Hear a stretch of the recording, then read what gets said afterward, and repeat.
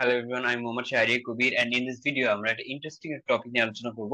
সেটা হচ্ছে রিয়েক্টে একটা কম্পোনেন্ট থেকে অন্য একটা কম্পোনেন্টের ফাংশন আমরা কিভাবে কল করতে পারি। আমরা রিয়েক্টের একটা কম্পোনেন্ট থেকে অন্য একটা কম্পোনেন্টের স্টেট আমরা আপডেট করতে পারি, কিন্তু আমি চাচ্ছি যে শুধু স্টেট না, আমরা একটা রীতিমতো একটা ফাংশন কল করতে। ফাংশন কল করতে বলতে বোঝাচ্ছি যে অন্য একটা কম্পোনেন্টে সাপোজ একটা কোনো একটা ইভেন্ট ট্রিগার করা, বা লেটস সে আমরা কোনো একটা ভ্যালু রিক্যালকুলেট করা, বা লেটস সে অন্য একটা কম্পোনেন্ট থেকে সার্ভার থেকে ডাটা ফেচ করানো। It can be anything. তো ইন জেনারেল আমরা চাই যে একটা কম্পোনেন্টের কোন একটা ইভেন্ট হলে অন্য একটা কম্পোনেন্টে যে একটা যেন ফাংশন কল হয়, সেটা আমরা এনশিওর করতে চাই। তো তাহলে সেটা আমি একটু বোঝানোর জন্য আমি একটু গ্রাফিক্যালি জিনিসটা একটু দেখাই। তো দেখুন, আমি কি করেছি যে আমি এখানে ফেসবুকের হোম পেজটা একটু ড্র করার ট্রাই করেছি। তো দেখা যাচ্ছে যে উপরে ন্যাভ বার, উপরে হচ্ছে যে তিনটা বাটন আছে, লেটস নোটিফিকেশন, মেসেজেস এবং অন্যান্য একটা মেনু।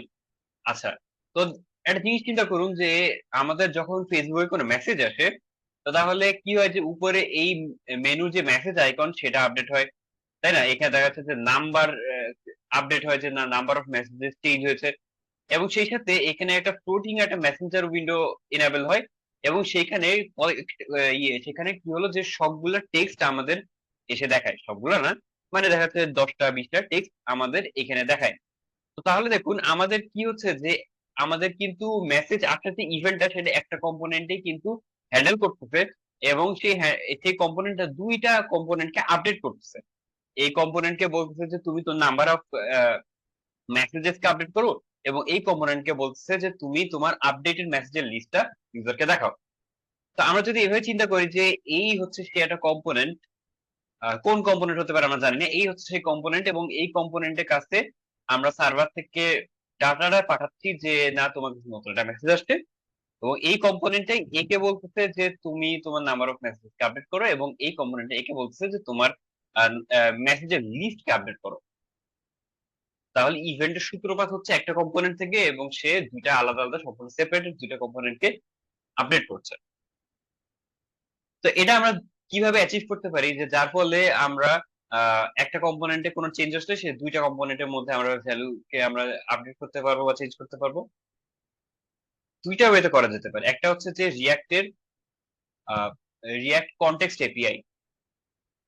রিয়াক্ট কনটেক্সট এপিআই কি বলে যে আমরা হচ্ছে যে যাবতীয় যা ডাটা সেটা গ্লোবাল পর্যায়ে রাখবো, এবং যে কোনো কিছু হলে গ্লোবালি সেই স্টেটটা আপডেট হবে, গ্লোবালি সেই স্টেটটা যারা যারা দেখতে চায় সেটা দেখতে পারবে। তো এখানে প্রবলেমটা কি? এখানে প্রবলেমটা হচ্ছে যে এই অ্যাপ্রোচের ফলে রিয়াক্ট কনটেক্সটের যে আমরা যে কোডটা যেখানে লিখবো সেই কোডের ফাইলটা অনেক জড়াখিচুড়ি হয়ে যাবে। অনেক কোড লিখতে হবে, অনেক স্টেট আপডেটের ফাংশন লিখতে হবে, অনেক স্টেট ভ্যারিয়েবল লিখতে হবে। It will be quite messy. তাহলে সলিউশন নাম্বার টু কি হতে হবে? সলিউশন নাম্বার টু হতে হবে রিডাক্স ব্যবহার করা। কিন্তু ওখানে একটা কন মানে প্রবলেম হচ্ছে যে আপনাকে রিডাক্সে তখন ডকুমেন্টেশন করতে হবে, রিডাক্স কিভাবে কনফিগার করতে হয় সেটা দেখতে হবে, অনেক অনেক কোড লিখতে হবে। আহ, আমার মতো অলস মানুষ যদি হয়ে থাকেন তাহলে আপনি নিশ্চয়ই সেটা প্রিফার করবেন না, তাই না? তাহলে আমি কি করতে চাই, আমি একটা খুবই সিম্পল একটা সলিউশন অফার করতে চাই, যার মাধ্যমে just a few lines of code লিখলে আপনাদের এই কাজটা সমাধান হয়ে যাবে। তো এই প্রবলেমটা যদি আমি আমার মতো করে সলভ করতে চাই, তাহলে আমি দুইটা বেসিক কনসেপ্ট আমি ইউজ করব।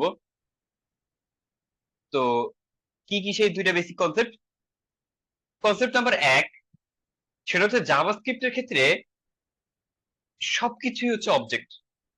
সবকিছু বলতে সবকিছুই, even a function is an object. তো এটা একটু ভালোভাবে খেয়াল করবেন যে জাভাস্ক্রিপ্টে একটা ফাংশনও কিন্তু একটা অবজেক্ট। আচ্ছা, কনসেপ্ট নাম্বার টু কি? কনসেপ্ট নাম্বার টু হচ্ছে যে এটা একটু খেয়াল করে শুনবেন। অবজেক্ট ওরিয়েন্টেড প্রোগ্রামিং এ একটা অ্যাট্রিবিউট রয়েছে, সেটা হচ্ছে যে স্ট্যাটিক অ্যাট্রিবিউট। একটা জিনিসটা একটু উদাহরণ দেই। আমি বা আপনি, আমরা হচ্ছি যে অবজেক্ট ওরিয়েন্টেড প্রোগ্রামিং এর ভাষায় হিউম্যান ক্লাসের অবজেক্ট। আমার নাম শাহরিয়ার, আপনার নাম লেটস সে কুদ্দুস। তো আমরা দুইজনই হিউম্যান ক্লাসের অবজেক্ট। তো আমার হাত আছে, পা আছে, আপনার হাত আছে, পা আছে, আমার চেয়ারের রং কালো, আপনার চেয়ারের রং লেটসে লাল, নীল, সবুজ, হোয়াটএভার। তো এটা হচ্ছে যে হিউম্যান পর্যায়ের বৈশিষ্ট্য, এটা হিউম্যান অবজেক্টের বৈশিষ্ট্য।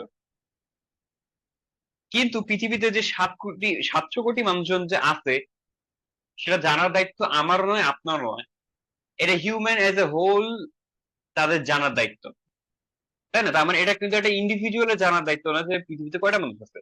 আমি যদি এটা হিউম্যান অবজেক্ট ডিক্লেয়ার করে তার মধ্যে যদি একটা অ্যাট্রিবিউট রাখি যে পপুলেশন, এবং সেখানে যদি লিখি 7 billion, that won't make in sense.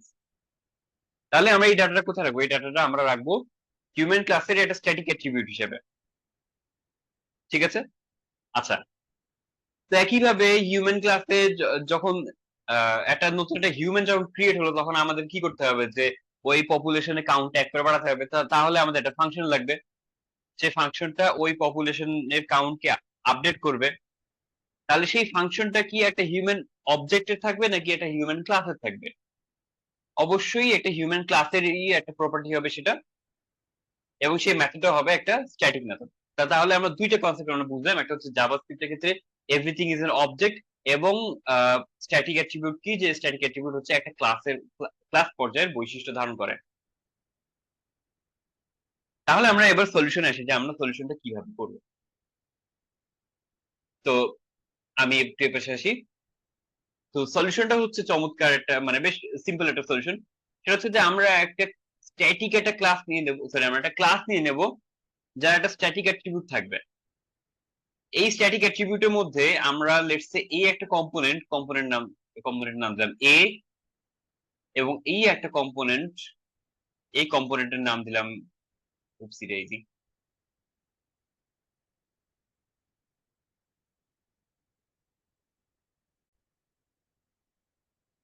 হ্যাঁ এই কম্পোনেন্টের নাম দিলাম লেটস সে বি। আমার হ্যান্ড রাইটিং খুব বাজে, কিছু মনে করবেন না। আচ্ছা, তো আমরা চাই যে বি কম্পোনেন্টে একটা বাটন প্রেস করলে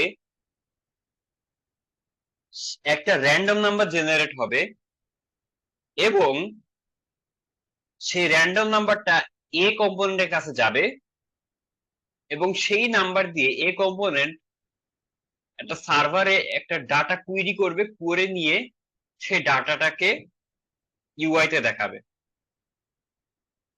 তাহলে কি হলো যে অবশ্যই এ কম্পোনেন্টে একটা ফাংশন থাকবে, তাই না? যে ফাংশন একটা প্যারামিটার থাকবে যে কোন আইডি, সে আইডি তে সার্ভারে হচ্ছে যে সে একটা এইচটিটিপি রিকোয়েস্ট করবে, এবং যে রেসপন্সটা পাবে সেখান থেকে সে ডাটাটা নিয়ে তার স্টেট ভ্যারিয়েবলটাকে আপডেট করবে। তো তাহলে কি করব আমরা, দেখুন এই যে এই ফাংশনটা আমরা কি বলছি, জাভাস্ক্রিপ্টের ক্ষেত্রে এভরিথিং ইজ অ্যান অবজেক্ট। তাহলে এই ফাংশনের রেফারেন্সটা আমরা এই স্ট্যাটিক অ্যাট্রিবিউটের কাছে রাখবো। ওকে, রাখলাম। তাহলে কি হলো, যেহেতু এটা স্ট্যাটিক অ্যাট্রিবিউট, তাহলে এই ফাংশনের রেফারেন্সটা কিন্তু অন্য যে কোনো কম্পোনেন্ট অ্যাক্সেস করতে পারে। তাহলে এরপরে আমরা কি করব, লেটস সে এইখানে যখন বাটনটা ক্লিক হলো, তাহলে আমরা আরেকটা ফাংশন রাখবো যে কি করবে, এইখানে থাকা আহ, ওই ফাংশনের রেফারেন্সটাকেই সে কল করবে। ওকে, তো আমরা কি করব, এই ফাংশনটা রাখবো, এবং যখন আমাদের এই বাটনে ক্লিক হবে তখন আমরা এই ফাংশনটা কল করব, এবং কল করে আমরা একটা প্যারামিটার পাঠাতে দেবো, সেই প্যারামিটার দিয়ে এই ফাংশনের রেফারেন্সে সেই প্যারামিটার পাস করে ফাংশনটা কল হবে, এবং এই যে এই কম্পোনেন্টে এখানে আপডেট হবে। আমি একটু দেখাতে চাই যে এটা এটা গ্রাফিক্যালি রিয়াক্ট আমি একটু রিয়াক্টের প্রজেক্টের মাধ্যমে এটা একটু দেখাই। তো এই হচ্ছে আমাদের দুটো কম্পোনেন্ট, লেফট সাইডে কম্পোনেন্টে একটা বাটন রয়েছে, এবং রাইট সাইড কম্পোনেন্টে একটা টেক্সট রয়েছে। তো এখানে আমি যখন বাটন ক্লিক করব তখন দেখুন কি হয়, যে একটা র্যান্ডম নাম্বার জেনারেট হলো 15, এবং আমাদের আমরা একটা ওয়েবসাইট ইউজ করব, সেটা হচ্ছে জেসন প্লেস হোল্ডার। আমি যেটা সার্চ করি জেসন প্লেস হোল্ডার,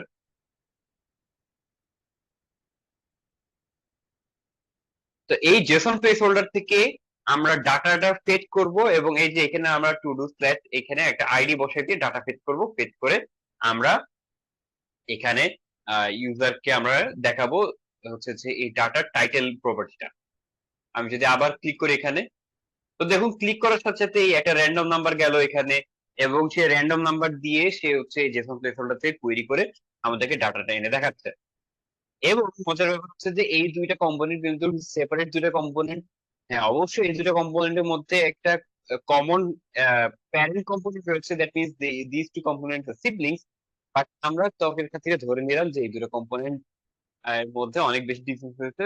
তো এই দুটো কম্পোনেন্টের মধ্যে আমরা প্রপার্টি বা প্রপস ড্রিলিং এর মাধ্যমে ডাটা পাঠাতে পারবো না বা ডাটা আদান প্রদান করতে পারবো না। তো তাহলে আমরা কিভাবে করব? চলুন আমরা কোডিং এর পার্টটা শুরু করি। তো আমরা ভিএস কোডে আসলাম এবং এখানে দেখা যাচ্ছে যে আমরা খুব বেসিক একটা কোড আমরা দেখতে পাচ্ছি, যে আমরা দুইটা কম্পোনেন্ট আমরা ক্রিয়েট করেছি, কম্পোনেন্ট 1 এবং কম্পোনেন্ট 2, রাইট?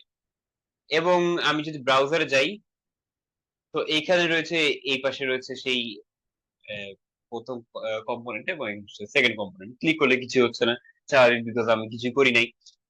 আচ্ছা, তো এখন আমরা কাজে হাত দিই।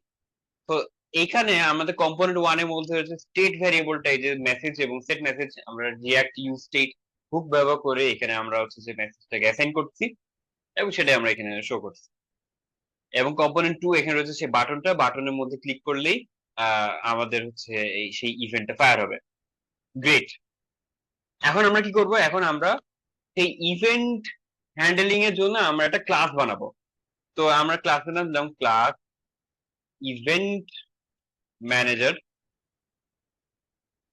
আচ্ছা, তো আমি কি বলছি যে এখানে একটা স্ট্যাটিক অ্যাট্রিবিউট থাকবে, রাইট?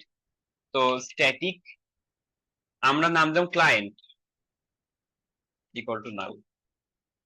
আচ্ছা, এখন আমাদের কাছে একটা ব্যাপার আছে যে এই ক্লায়েন্ট বলতে আমরা বোঝাচ্ছি যে এখানে কিন্তু আমাদের ওই ফাংশন রেফারেন্সটা থাকবে। কিন্তু প্রশ্ন হচ্ছে ফাংশন রেফারেন্স অ্যাসাইন হবে কখন? তো ফাংশনের উত্তর হচ্ছে যে ফাংশন যখন এই কম্পোনেন্ট 1 যখন রেন্ডার হবে ঠিক তখনই আমাদেরকে এই ক্লায়েন্ট ভ্যারিয়েবলের মধ্যে এই ফাংশনের রেফারেন্সটা আমাদের অ্যাসাইন করতে হবে। তাহলে আমরা কি করব? আমরা আমরা জানি যে একটা কম্পোনেন্ট যখন রেন্ডার হয় তখন আমরা যদি কোনো কিছু করতে চাই, তাহলে আমাদের রিয়াক্ট হুক রয়েছে, সেটা হচ্ছে রিয়াক্টের ইউজ ইফেক্ট হুক। তাহলে আমরা জাস্ট লিখবো রিয়াক্ট ডট ইউজ ইফেক্ট এবং ইউজ ইফেক্টের যে ফাংশন সেটা, এবং এর কোনো ডিপেন্ডেন্সি নাই ইউজ ইফেক্টের ক্ষেত্রে। তো গেল, এবং এখানে আমরা কোডটা লিখবো। আচ্ছা, আমরা কি করব যে ইভেন্ট ম্যানেজার এই ক্লায়েন্ট যেটা, সেটাতে আমরা হচ্ছে স্ট্যাটিক অ্যাট্রিবিউট অ্যাসাইন করব, তাই না? তো আমরা এর জন্য কি করব যে আমরা একটা মেথড ডিক্লেয়ার করব, সেটা হচ্ছে যে স্ট্যাটিক, মেথডের নাম দিলাম সাবস্ক্রাইব, এবং এই প্যারামিটার হচ্ছে যে একটা ক্লায়েন্ট অবজেক্ট, তো আন্ডারস্কোর ক্লায়েন্ট, এবং আমরা লিখবো দিস ডট ক্লায়েন্ট, সরি, এবং এই মেথডটাকেই আমরা কল করব এইখানে। কিভাবে? আমরা লিখবো যে sorry, event manager dot subscribe, এবং এখানে আমাদেরকে একটা অবজেক্ট দিতে হবে। তো সেই অবজেক্টের কি থাকবে? অবজেক্টে একটা প্রপার্টি থাকবে, সেটা হচ্ছে যে আমরা ফাংশনের নাম দিলাম let's say on message. On message যে ফাংশন, সেটা ক্ষেত্রে আমরা একটা প্যারামিটার দিব, লেটস সে ডেটা।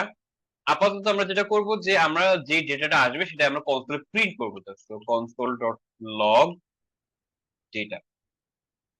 তো তাহলে কি হলো যে সাবস্ক্রাইবের মধ্যে আমি যে এই যে জেসন অবজেক্টটা যে পাঠালাম, তো এই জেসন অবজেক্টটার একটা প্রপার্টি হচ্ছে অন মেসেজ। তো এই জেসন অবজেক্টটা এই ক্লাসের স্টেটের মধ্যে অ্যাসাইন হয়ে গেল। এখন বাকি থাকে আরেকটা মেথড ক্রিয়েট করা, সেটা হচ্ছে যে স্ট্যাটিক সেন্ড মেসেজ, এবং এখানে থাকবে যে যে কি মেসেজ পাঠাবো সেটা, তো মেসেজ। এবং আমরা যেটা করব যে লিখবো দিস ডট ক্লায়েন্ট, এটা যেহেতু নাল হতে পারে তাই আমরা এটা নাল অপারেটর দিয়ে দিব ডট, এবং মেসেজ মেথডের নাম আমরা কি দিচ্ছি? অন মেসেজ, তো অন মেসেজ, এবং প্যারামিটার আমরা পাস করে দেবো মেসেজ। গ্রেট। এখন এই সেট মেসেজটা কল হবে কোথায়? সেট মেসেজটা কল হবে কম্পোনেন্ট 2 এর এই বাটন ক্লিক এর মধ্যে।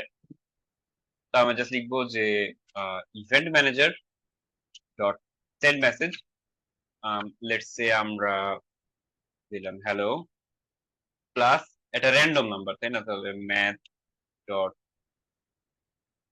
Float math dot random Times let's say 100, sorry 100 plus 1, যাতে হচ্ছে যে 0 কখনো না আসে। That's it. এবার আমরা কি করবো যে এবার আমরা ব্রাউজারে যাই। ব্রাউজারে যে আমি কনসোল ওপেন করব। So far so good.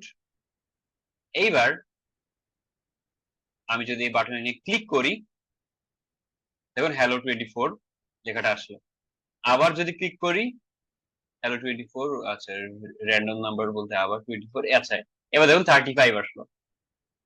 তাহলে দেখুন ব্যাপারটা কি হলো, যে আমরা কিন্তু সাকসেসফুলি এইখানে একটা ফাংশন, একটা ইভেন্ট রেজ করতেছি এবং সেটার ফলে কি হচ্ছে যে এইখানে এই ফাংশনটা কল হচ্ছে, অন মেসেজ ফাংশনটা কল হচ্ছে, রাইট? তো আমরা যদি চেক করি line number 19, that is here. তো এইখানে থেকে কিন্তু এই কনসোল ডাটা প্রিন্ট হচ্ছে। গ্রেট। তার মানে আমরা কি হলো যে আমরা সরাসরি এখানে কিন্তু এই ফাংশনটা কল করতে পারছি। এবার আমরা চাচ্ছি যে যখন আমাদের ফাংশনটা কল হবে তাহলে আমরা এই জেসন প্লেস হোল্ডার ওয়েবসাইট থেকে আমরা ডাটা ফেচ করে আমরা এখানে দেখাবো, তাই না?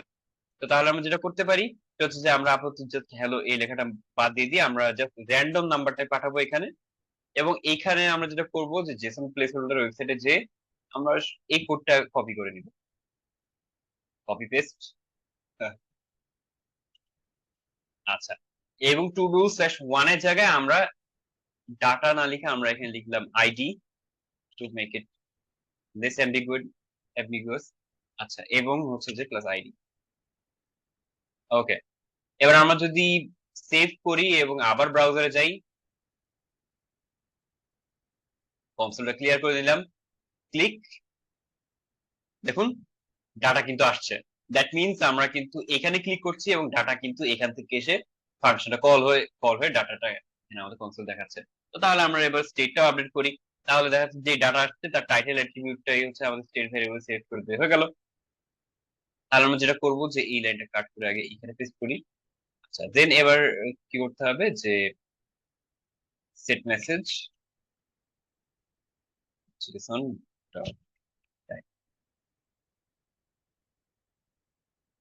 প্লাস একটা স্পেস দিয়ে প্লাস আইডি, যাতে ওই আইডি ভ্যালুটা আমরা যাতে দেখতে পাই সেজন্য রিফ্রেশ। রিফ্রেশের দরকার ছিল না, ক্লিক। দেখুন আমরা যতবার ক্লিক করতেছি র্যান্ডম নাম্বার জেনারেট হচ্ছে এবং অন্য কম্পোনেন্টে যে সার্ভার থেকে ডাটা কল হয়ে স্টেট ভ্যালু অ্যাসাইন হয়ে আমাদের কিন্তু হচ্ছে এখানে আপডেটেড ডাটাটা দেখাচ্ছে। তো দেখুন আমরা কিন্তু কিছুই করি না, আমরা জাস্ট হচ্ছে যে একটা স্ট্যাটিক ক্লাস বানিয়েছি এবং তা দিয়ে আমাদের কাজ হচ্ছে। বেসিক্যালি কিন্তু আমাদের এই দুইটা মেথড কিন্তু লাগতো না, আমরা জাস্ট হচ্ছে যে এই স্টেট ভেরিয়েবল এই এই ক্লায়েন্টে যদি রাখতে পারতাম এবং সেই ক্লায়েন্টটাকে যদি আমরা ক্লায়েন্ট অবজেক্ট যদি এই অন মেসেজ ফাংশনটা থাকতো তাহলেই কিন্তু কাজটা হয়ে যেত। তো জিনিসটা কত সিম্পল দেখুন, আমরা কিন্তু থার্ড পার্টি লাইব্রেরি বা কোনো এক্সট্রা অর্ডিনারি কোনো কিছু ব্যবহার না করি, জাস্ট সিম্পল কনসেপ্ট ব্যবহার করেই কিন্তু আমরা কাজটা করতে পারলাম। তো দ্যাটস ইট গাইস, যদি আপনাদের এই ভিডিওটা ভালো লেগে থাকে, এরকম একটা ক্রেজি হ্যাক যদি আপনার পছন্দ হয়ে থাকে, then do like this video and like and subscribe my channel. আর ইয়া, যদি কোনো কোয়েশ্চেন থাকে বা if you want me to do any updates or নিজেকে যদি ইমপ্রুভ করতে হয়, please do let me know. Thank you so much for watching.